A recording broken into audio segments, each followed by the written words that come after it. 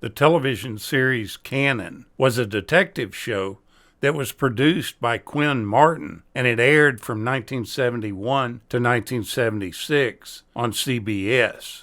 Now, Quinn Martin was the big dog of television productions during this time. He had an enormous amount of success in this field, doing The Fugitive, The FBI, The Streets of San Francisco, Barnaby Jones, and this show, Cannon. The series starred Robert Conrad as the title character. He played Detective Frank Cannon. It was a 60-minute show about a really fat former Los Angeles police officer who had resigned from the LAPD to become a private detective. Despite his portly size, he was fantastic at his job, and therefore he demanded really high fees for his services. He also was a little bit too heavy to get involved in too many fist fights, but there was plenty of other fights among other characters, plus a lot of gun battles and car chases to liven the show up. It had plenty of action that you would normally expect from a series like this about a private investigator. That couldn't have aired at a better time. The time slot for its first season was immediately following the crime series Hawaii Five-0.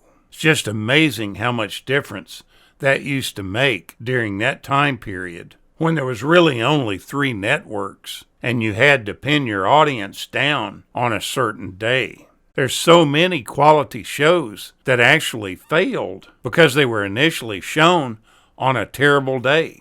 William Conrad began his show business career in the radio. His deep baritone voice was a valuable commodity to radio stations, and this made him a prolific narrator for radio and TV shows. When the Second World War struck, Conrad joined the Army Air Corps, but he then returned back to radio when the war ended. He was definitely one of the kings of old-time radio. It's estimated that he had performed more than 7,000 radio episodes on dozens of different shows. But the role that he is best known for is that of Marshal Matt Dillon on the Gunsmoke radio show. Unfortunately, when the Gunsmoke TV show hit the airwaves in 1955, the producers felt that his weight would make it impossible for the viewers to accept him as being the invincible Marshal Dillon. Eventually, they ended up with James Arness in the role,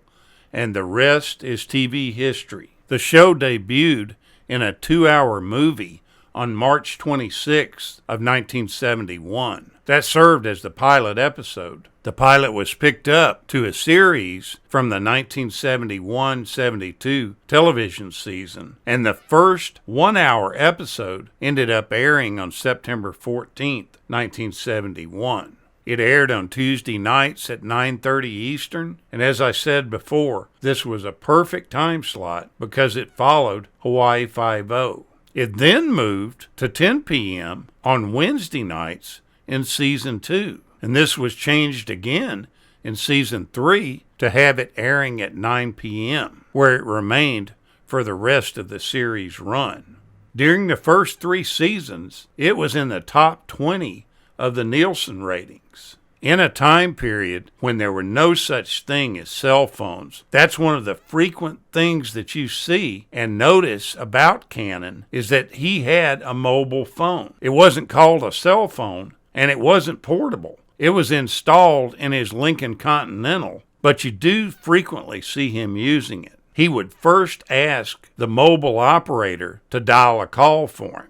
That phone prop itself was a true Motorola brand MTS mobile phone. Now there's a big connection to this series and another famous private investigator series, and that show is Barnaby Jones. Frank Cannon meets Barnaby Jones, played by Buddy Ebsen, and he's an aging veteran private investigator who had retired and turned over his agency to his son, Hal. Hal is killed, and with the aid of Cannon and Hal's widow, Betty Jones, played by Lee Merriweather, he hunts down Hal's killer. Afterwards, Jones decides to come out of retirement.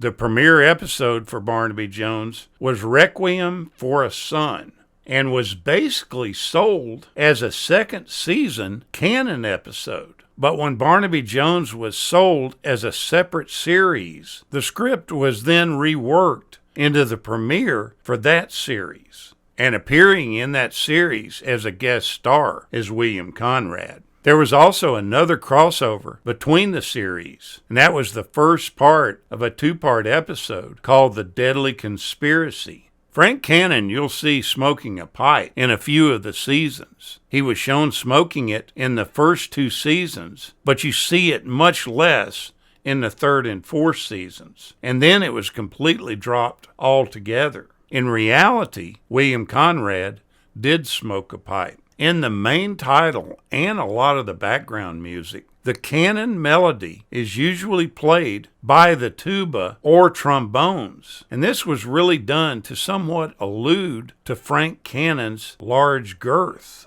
In the series, they didn't tend to run away from him being heavy. It was part of the character and one of his trademarks. There was even some talk at one time that some of the production companies in Hollywood were interested in an animated spin-off called Young Cannon. They actually got the rights to it from Quinn Martin, but Fred Silverman, who was heading CBS at the time, just didn't buy it. Now you may notice when you watch the series that Cannon constantly leaves his Lincoln parked with the windows rolled down all the way, and it completely unlocked everywhere he goes. Now there are just tons of guest stars that spent time on this show. People like Claude Akins, Dabney Coleman, Jackie Cooper, Leif Garrett, Mark Hamill. The list goes on and on. It was an extremely popular show for actors to work on, but there were very few recurring characters. In the first season, Martin Sheen appears twice as a policeman called Jerry Wharton, but that character didn't extend beyond the first year of production. As a matter of fact, Sheen guest starred in the third season as a completely different character. He played a lawyer who murdered Cannon's client. The only other actors that appear in multiple episodes as the same character are Charles Bateman. He was in 5 episodes as Lieutenant Paul Tarcher. And then there was also Arthur Adams. He was in 3 episodes as Officer Bill Murray. Now, Frank Cannon was originally a policeman, but he quit the force after the tragic death of his wife and his infant son in an automobile accident. This tragedy is what drove Cannon into becoming a top-notch private investigator. This premise was actually directly lifted from Raymond Burr's life, who claimed the exact same thing about his own family. And it's thought that this was done by him to cover up his authentic self so that he wouldn't be forced into what's called a lavender marriage. And that was done a lot by the studios back then to cover up the fact that one of their stars was a homosexual. They would arrange a marriage for him so that the public would think that they were living a heterosexual lifestyle.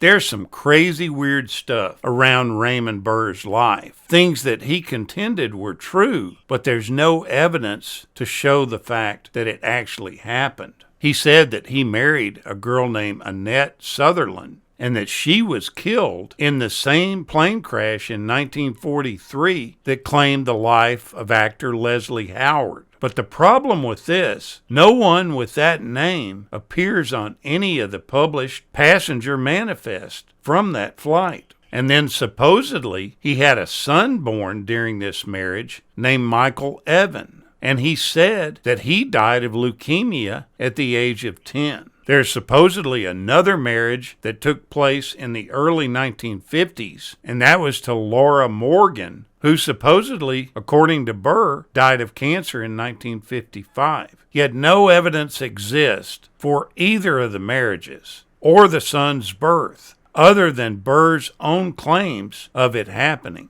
I find this information about Raymond Burr extremely interesting, and I'm sorry that I got sidetracked a little bit on it, but when I saw it come up in my research about Cannon, I just had to expand on it a little bit. Take a look back at this fine show that was done by Quinn Martin. It'll bring back a lot of 1970s memories. Thank you so much for watching, and we'll continue to chase the classics.